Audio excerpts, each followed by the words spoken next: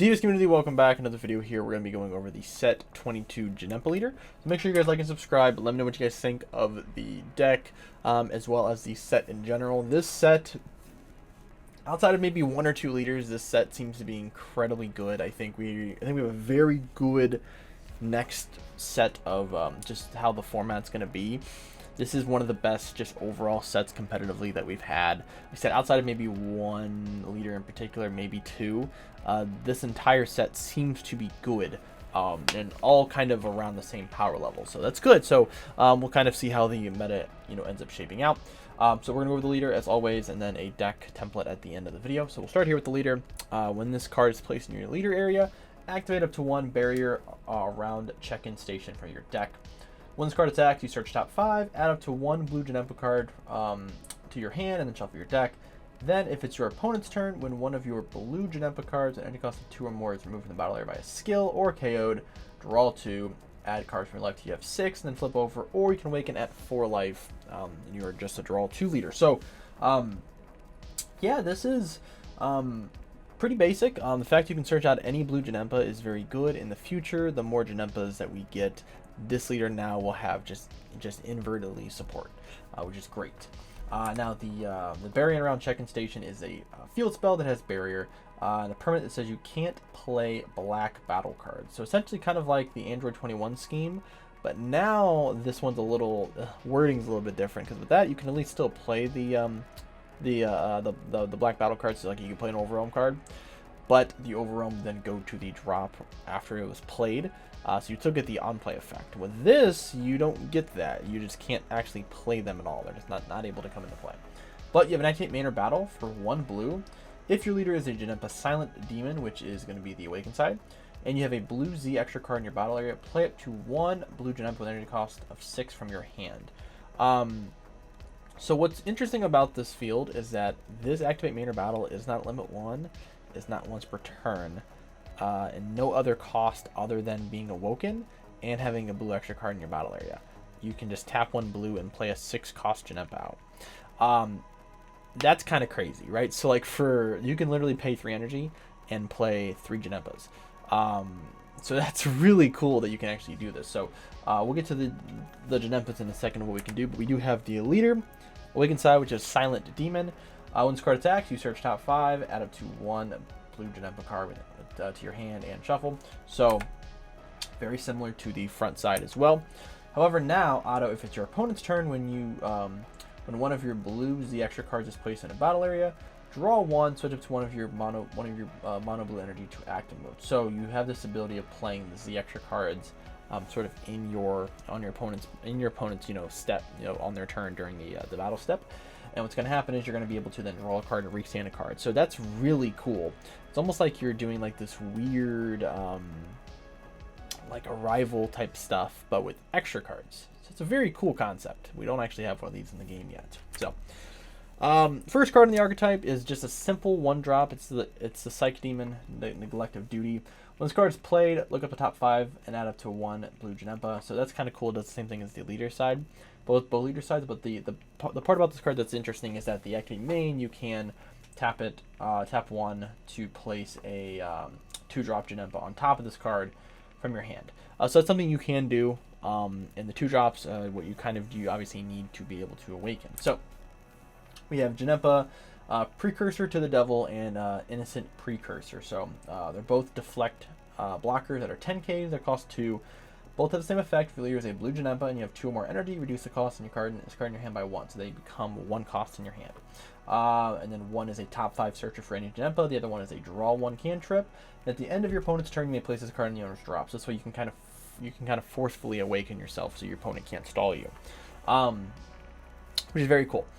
So you can use these. You can technically use the Psych Demon turn 1, turn 2, tap 1, play one of these guys on top of it.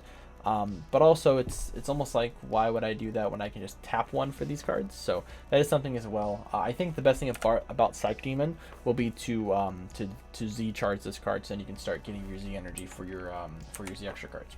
So starting about Z extra cards, we actually have 3 Z extra cards in this deck. So we have Demonic Blade, activate main or battle. If your leader is a Janemba and you have a blue Janemba card with any cost of 6 or more in play, you remove this card from the game. Place up to one Dimensional Hole or Lightning Shower Rain from your Z deck in your battle area. Then choose all of your blue Janemba cards, energy cost of 6 or more. Those cards get 5k for the turn. So this is a very good card on offense. This is essentially going to be your offensive pushing card.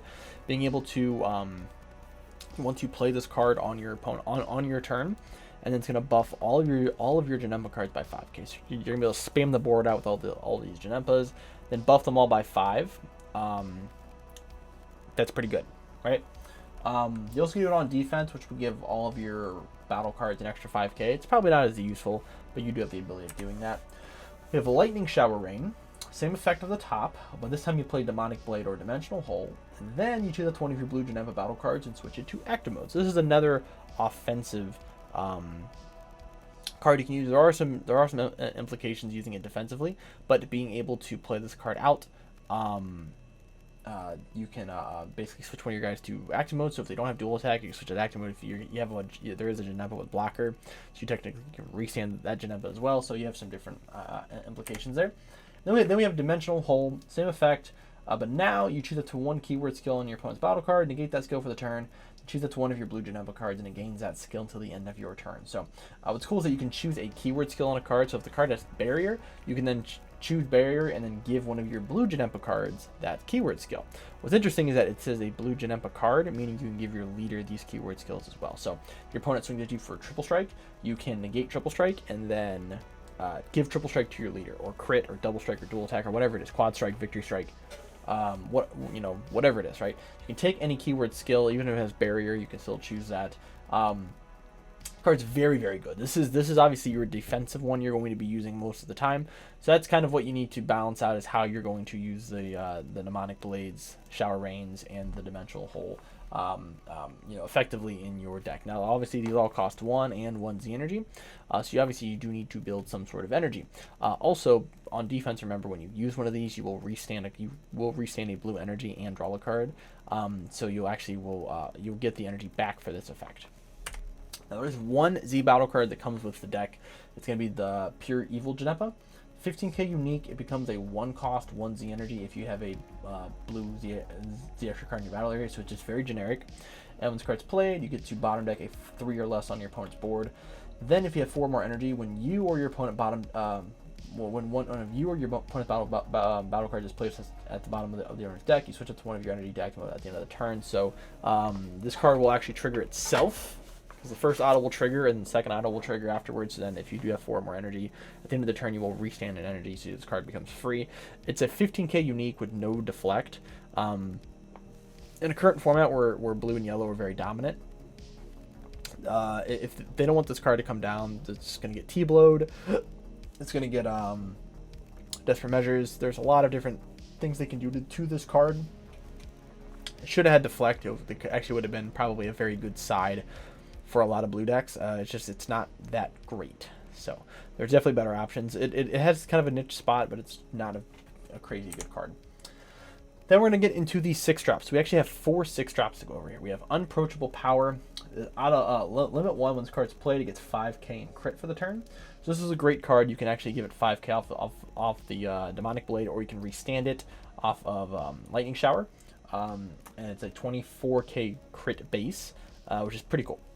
Then we have Unexpected Appearance. If it's your turn, this card's played, you get the bottom deck one of your opponent's battle cards. It's also a 19k blocker. Very powerful card. You just bottom deck any battle card, and I have a 19k blocker on board. Very, very good 1-drop. We have Blinding Attack Fury. This plays a 2-drop Janemba from your deck. Very specific 2-drops. And then we have the promo, A Moment of Truth. So on top of the 1 energy you pay to play it, you also have to tap another blue.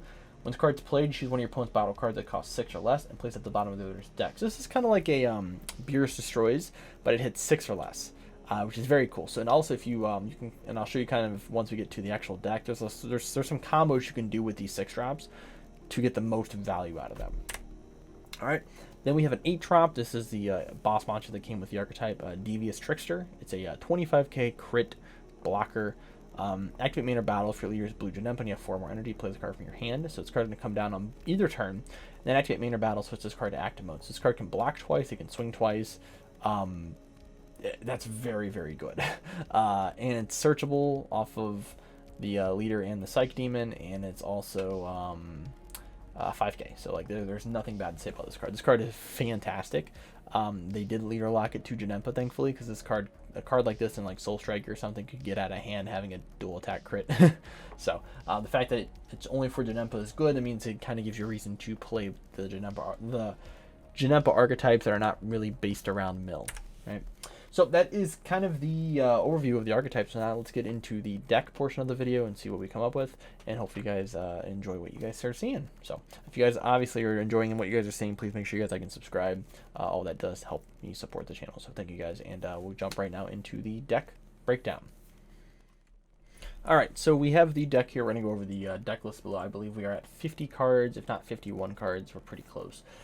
So obviously we're going to have the one barrier around check-in. This is obviously the main engine of your deck. Being able to play out all these Janembas for one is going to be very, very good. We have 4 Psych Demon. Again, as I said before, you can use the activate main to play out a 2-drop. It's probably not the greatest. You're just going to tap the 1 on turn 2 to play a Janemba. So if it was free and you could play a 2-drop, it'd be great. But the fact that you can't, it's not that great. But this is good to get your first Z energy going, so then you have the ability of going into your first Z extra card. We have 3 Precursor to the Devil and then 3 Innocent Precursor. Once you've played them turn 1, you might play some later on in the game just as cantrips, but more than likely you're not. We want to use that 1 energy for the 6 drops. And then we have the 6 drops here. I also included this Janemba here just because of Blinding Attack Fury. So for Blinding Attack Fury, we can play out at 2 costs. So we can use it to play out any of these guys. We also can use it to play out a Skillless, which is very important for a particular card in the deck. I'm sure you guys know what it is. If you guys have looked at the Janemba, archetype at all, you probably know what the card is. We have 4 Unexpected Presence, 4 Unapproachable Power, and 4 Moment of Truth. But they were a little more reliable. Since Blinding Attack Fury can only play from the deck, you can't play from hand or drop or anything else like that. 3 is fine. Unexpected Appearance and Unapproachable Power are probably your 2 best go-tos. Considering Unexpected Appearance will get rid of any card, and then Unapproachable Power is a 24k crit you're going to use, not to mention using it with any of your other skills. So that's kind of the best combination I think you're going to be using. Moment of Truth is also very good. This is actually a very good card to play on defense, because there's no energy requirement for the to use the effect. You just have to hit a 6 or less. So you can actually hold 2 energy up, and like you can use like an extra card. So like you can use Dimensional Hole. You can take away like Barrier off of a card and then tap, and then you'll get the, so like you can play Dimensional Hole, you'll actually gain the energy back, draw a card, then you can tap 1 to play this Janemba from your hand, the Moment of Truth, tap a second energy, and then get rid of that card and bottom deck it. So you have a very powerful bottom decking effect, and it's on your opponent's turn, which is very good. So this is kind of your defensive Janemba you're going to use as a 2 cost, Beerus Destroys essentially, but it still is a body you can play. You also can just tap 1 just to play it. Like, it's just a 19k body. We have 4 of the Devious Tricksters. Because it's a searchable boss monster, there's no reason to not run it. Literally, Psych Demon searches for it, Precursor to the Devil searches it, and your leader searches it on both sides. Why not run 4 of them? There's no reason not to run 4 of it. There's no downside to it other than you have to wait for you to have 4 energy. Whatever, right? You're a blue deck. Like this is kind of like a mid-range blue deck. So like going to 4 energy, you'll be able to play 1 of these on your turn and maybe play 1 on your opponent's turn.